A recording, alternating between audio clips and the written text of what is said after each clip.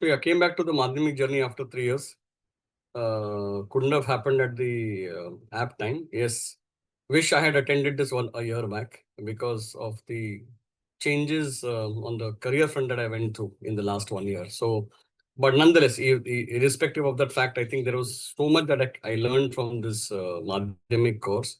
Some of the tools, I would say, which were taught in the Prathamik, right, which I wasn't a part of. So some part of that I missed, and Amitaji helped me with, come up to speed with some of the tools, specifically the Anvikshiki model. I think that helped. Um, I think more importantly, one is that now it's all about practice. It's all about implementing things that I have learned in this course. There is, and most of the learnings I believe has come through interactions and inputs from the people on this group. So thanks to each and every person who contributed. I'm really, really grateful. Um, Initially when Rajesh got me hooked on to CG in the Prathamik or the foundation batch, I was also very skeptical, very honestly, to say, what will I learn on leadership? And it is not very Western structural construct, right? So you had those apprehensions about the program. But once I got into it, I realized that it has much more value, right? But the value also comes in from implementation, not just the intellectual stuff, because a lot of the knowledge resides, but it has to be put into practice. And I think that's something I'm looking forward to.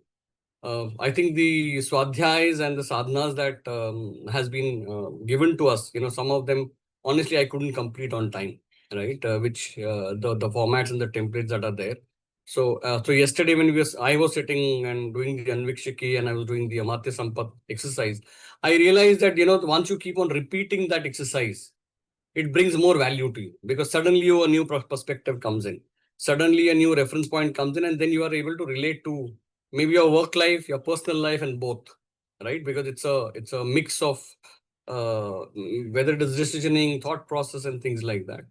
Yoga was a very, very enlightening, I would say, series. I'm just calling it a series. Don't mind me saying that because many a times we have learned this in the Western construct, but now when we see it from a yoga and ArthShaastra construct, it has a very different level and very different meaning. I think some of the aspects of yoga that we have learned is something that now we need to absorb more. And I was sharing yesterday, I think, were you there in some part in this thing that, I wanted to practice something because there was something going on in my ArthShaastra side of things.